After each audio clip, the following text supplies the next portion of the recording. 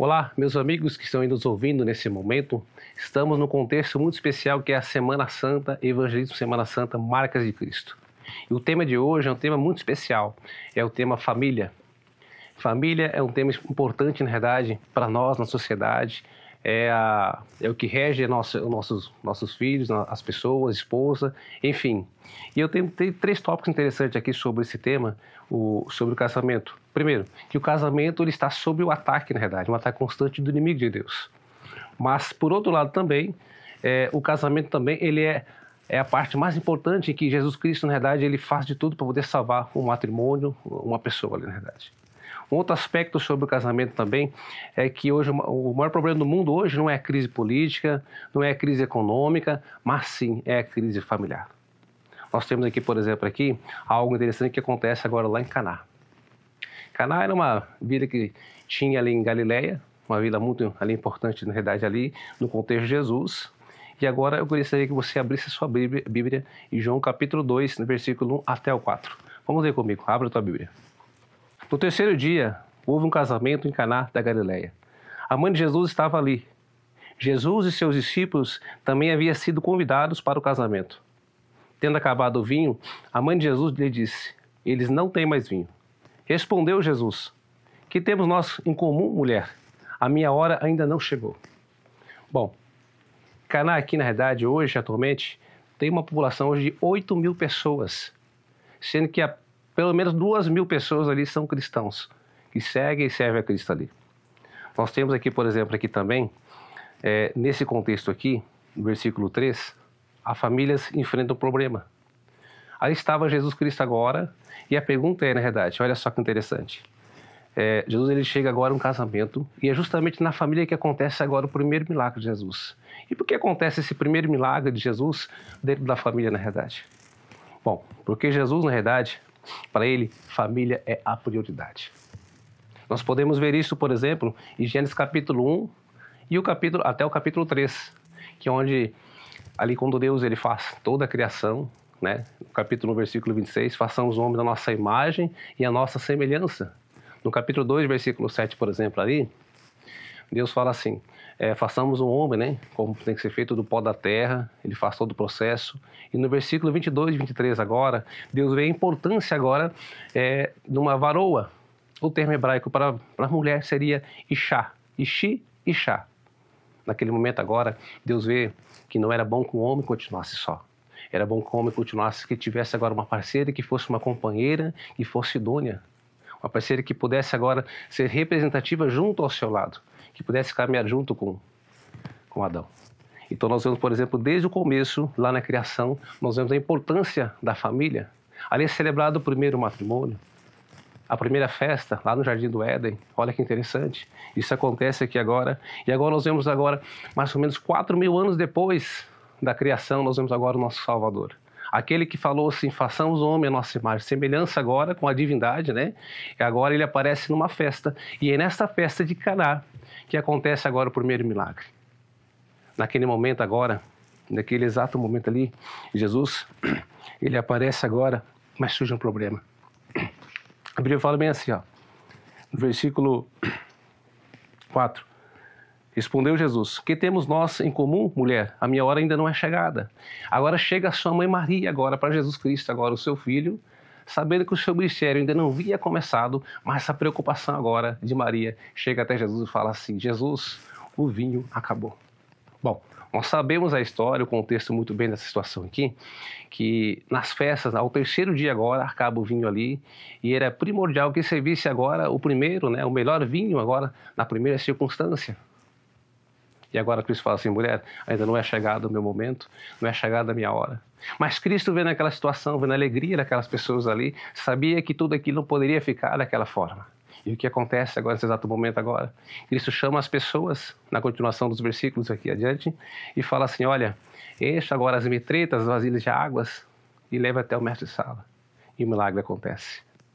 A primeira ênfase que nós podemos dar aqui, nessa situação aqui, é que mesmo em um casamento, ainda que Cristo esteja presente no casamento, no matrimônio, ainda haverá problemas, haverá situações.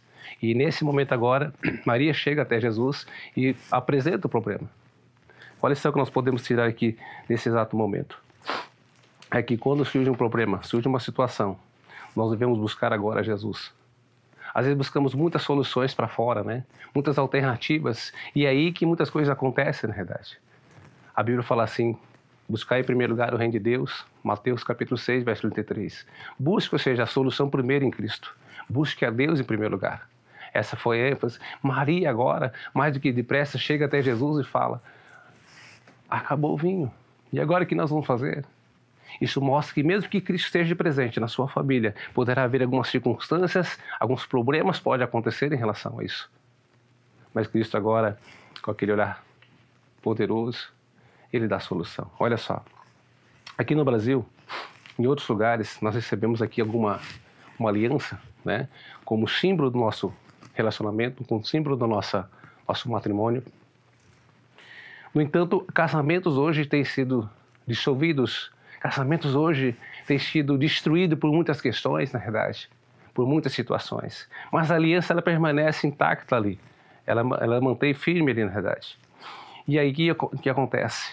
Muitas pessoas, quando estão no relacionamento, estão ali, elas não percebem, não entendem que no namoro é tudo bonito, é tudo lindo, mas quando chega a questão do casamento ali, a vida do 2 a 2, as pessoas, quando vêm os filhos, aí vem as situações.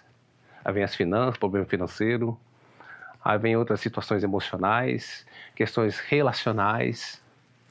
E olha só, e com isso, algumas pessoas têm buscado alternativas que não têm sido com Cristo Jesus. Quantos casamentos têm se dissolvido porque nós não buscamos, em primeiro lugar, o poder de Deus. Nós não buscamos aquele que prioriza o casamento, aquele que está hoje dentro de um lar. Olha só. Hoje o sexo tem distorcido a fé cristã de uma maneira tremenda, na verdade. Na verdade, o único contexto para uma relação sexual é o casamento. Fora disso, né? Fora disso, não tem nada, na verdade, determinado para que isso acontecesse. E há pessoas que querem convencer que o sexo é um direito reservado a todos, indiscriminadamente a todos. A fé, ela não reprime a sexualidade. A fé reprime a imoralidade. Eu quero compartilhar com vocês aqui uma experiência, algo que eu vi esses dias atrás. Até esse dia chegou uma pessoa para mim e falou, pastor, eu preciso que o senhor venha até a minha casa. Eu preciso que o senhor venha até aqui, na verdade. Meu marido está indo embora de casa. Naquele momento, estava na minha casa, atendi-lhe o celular, falei, olha, eu tenho um compromisso, mas eu vejo que isso é prioridade. Quando cheguei na casa daquela pessoa, ela chorava, o marido do lado, ela sendo da igreja, o marido não sendo, mas um homem autêntico, um homem sincero. E ela falou, pastor, tudo isso aconteceu porque eu busquei através de um celular, através das redes. Gostei uma conversa inocente com uma pessoa e aquilo foi aprofundando, até que aconteceu algumas coisas através das redes sociais. Mas eu não aguentei, pastor. Eu amo meu esposo. De uma maneira especial, aquela pessoa estava agora desesperada, tentando buscar um recurso, tentando buscar uma ajuda. O esposo já tinha dito, vou embora de casa. E eles podiam falar assim, mas pastor, como que ela pôde chegar até certo ponto, dessa maneira, dessa forma? O pecado está aí. A imoralidade sexual está aí, na verdade. Basta apenas um segundo, basta apenas um momento, e as coisas acontecem na vida de pessoas. Quantos casais têm sido destruídos? E aí eu cheguei para aquele rapaz e falei, olha, na verdade, ela se arrependeu. Você não descobriu, ela chegou para você e disse tudo isso. E eu falei, você precisa agora aplicar aquilo que é a questão do perdão. Aquele rapaz, ele não era da nossa igreja, mas era um homem religioso. Era uma pessoa que ele defendia os conceitos, a moralidade. E ele falou, pastor, pela Bíblia, pela palavra de Deus, eu entendo a questão do perdão. Eu entendo que essa pessoa, que essa minha esposa, na verdade, ela se arrependeu. E por isso, eu decido ficar com ela. Oramos com aquela família, para a glória de Deus. e hoje eles estão frequentando uma igreja. Amados, o cristianismo ele não reprova a questão da sexualidade. O que a Bíblia reprova é a imoralidade. Quantas coisas têm acontecido aí para fora? Aqui para nós, na realidade aqui, num casamento, todo mundo alegre, festa de Caná, as pessoas felizes ali, termina ali, acaba o vinho, na realidade, surge um problema. E o problema vai acontecer na sua família também, vai acontecer, pode ser que aconteça na sua família, pode ser que aconteça na família de alguma pessoa a quem você ama também, o que nós precisamos entender. E temos que buscar primeiramente o poder de Deus. O segundo tópico daqui nessa questão aqui, na realidade aqui, é o seguinte: hoje a paternidade também está sendo uma figura de um pai, né, que como se postasse como o irmão mais velho. Alguém mais velho, né, com uma cara de adolescente, aí coloca uma roupa, aquelas questões toda na idade, mas isso perde muito a sensibilidade em relação à figura do pai, né? Parece a figura do irmão mais velho, tolo e irresponsável, no mesmo nível dos filhos. E por outro lado também, muitas vezes, a figura da mãe, a maternidade, é ter tido como um fardo.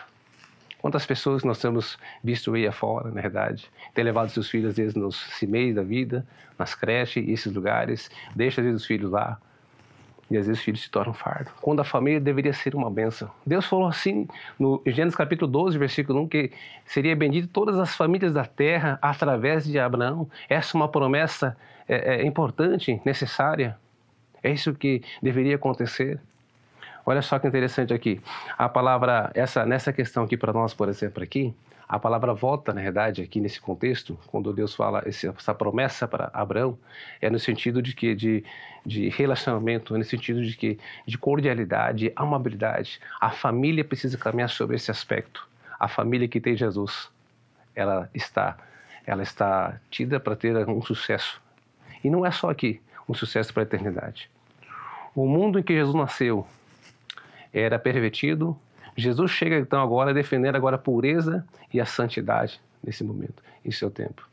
Ele viveu numa época em que as pessoas praticavam muito a imoralidade, praticavam muito a sexualidade, mas isso fora do casamento. E é por isso que ele trata esse assunto agora no livro de Mateus, né, a questão do divórcio, entre outras questões também, e ele aconselha na realidade. Você vai perceber nos evangelhos de Jesus, por exemplo, que Jesus ele aparece, Mateus, Marcos, Lucas e João, ali, ele aparece muito com as famílias, ele aparece muito com as pessoas. Temos exemplo, por exemplo, da grande amizade que tinha Jesus Cristo com Marta, Maria e Lázaro.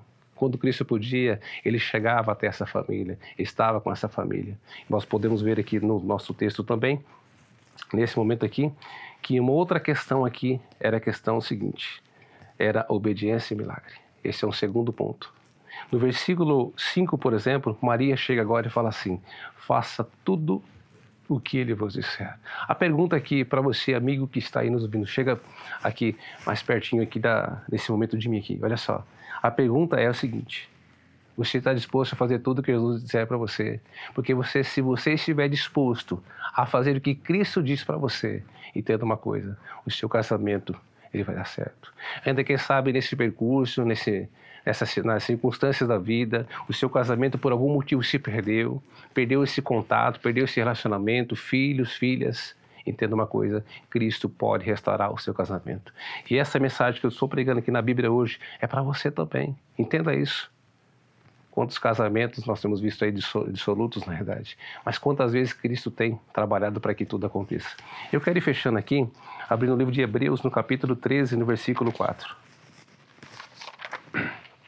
Diz bem assim, acompanhe comigo a leitura.